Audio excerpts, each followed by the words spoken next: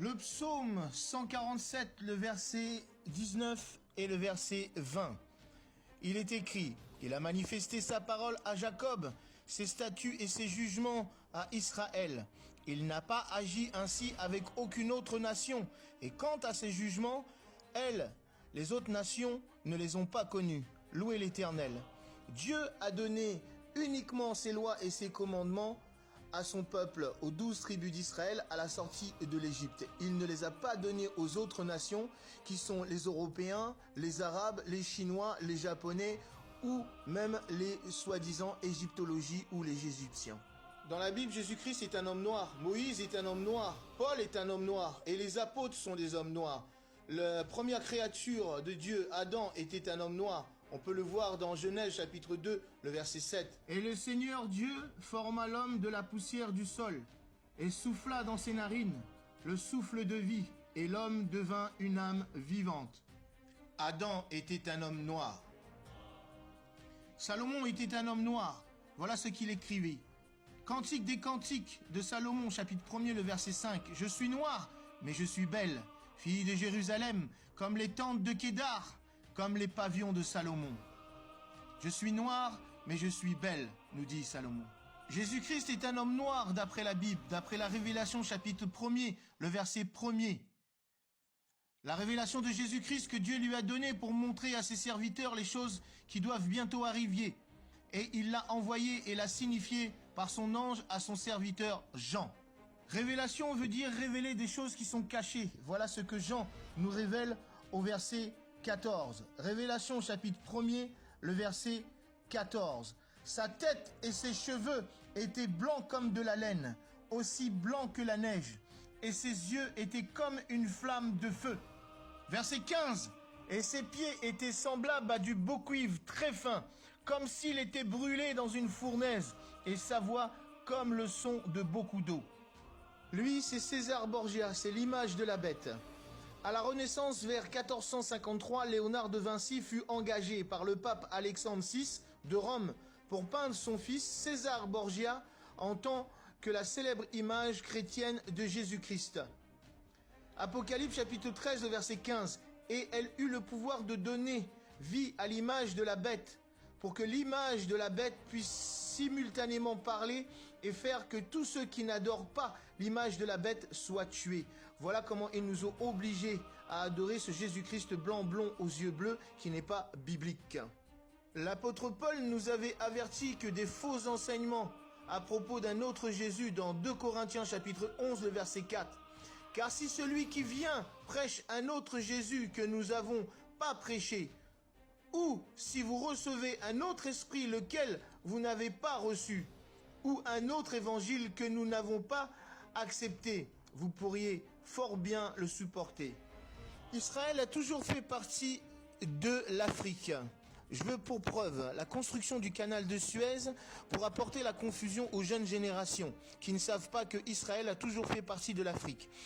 1859 et 1869, la construction du canal de Suez fut une entreprise de percement d'un canal reliant la mer Méditerranée à la mer Rouge. Le canal de Suez fut réalisé par l'ingénieur français Ferdinand de Lesseps entre 1859 et 1869. Que des belles inventions comme toutes ces religions, inventées par tous ces hommes pour apporter la confusion. À cette époque, nous étions encore dans l'esclavage.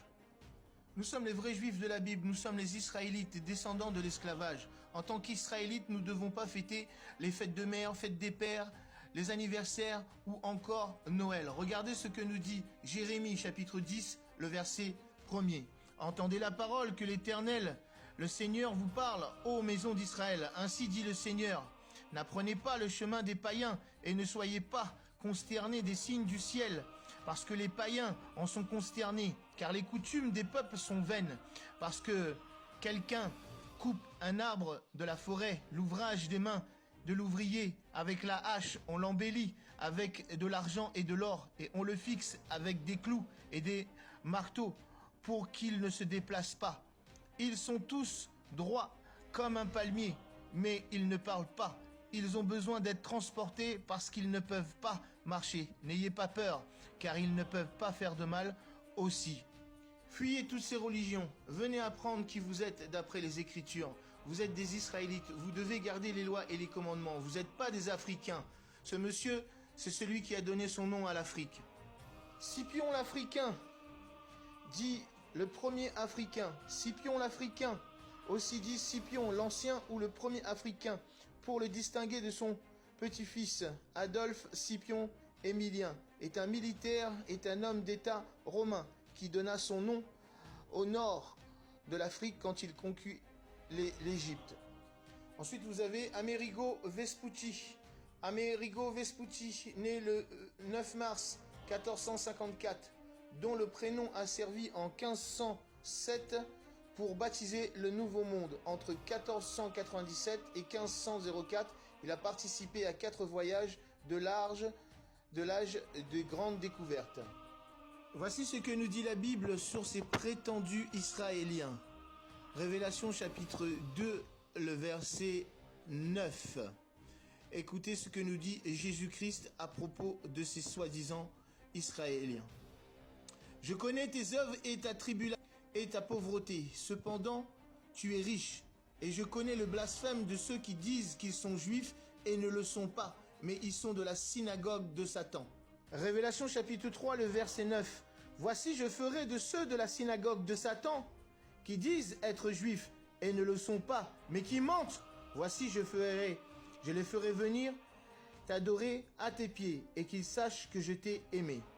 Écoutez ce que nous dit la Bible sur les vrais juifs de la Bible qui sont partis en esclavage par bateau. Deutéronome chapitre 28, le verset 68. Et le Seigneur t'amènera de nouveau en Égypte, synonyme d'esclavage, sur des navires, par le chemin dont je t'ai parlé. Tu ne le reverras plus. Et là, vous serez vendus à vos ennemis pour être hommes et femmes en esclavage. Et personne ne vous achètera. Les seules personnes qui sont parties en esclavage sur des bateaux, comme il est prophétisé dans le Deutéronome 20, ce sont les descendants de l'esclavage. Nous sommes encore en esclavage dans cette Égypte moderne. Que ce soit en Europe ou en Amérique ou ailleurs, nous sommes toujours chez eux en esclavage. Écoutez, c'est nous les descendants de l'esclavage qui sommes partis par bateau, par les cargo slave ships, les négriers. On a été dispersés partout, dans les 4 coins du monde, pour être en esclavage. Nous avons porté des chaînes autour du cou, comme dans le Deutéronome 28, le verset 48. C'est pourquoi tu serviras tes ennemis que Dieu enverra contre toi dans la faim, dans la soif, dans la nudité et dans le besoin de toutes choses. Et il mettra un joug de fer sur ton cou jusqu'à ce qu'il t'ait détruit, nous dit Dieu.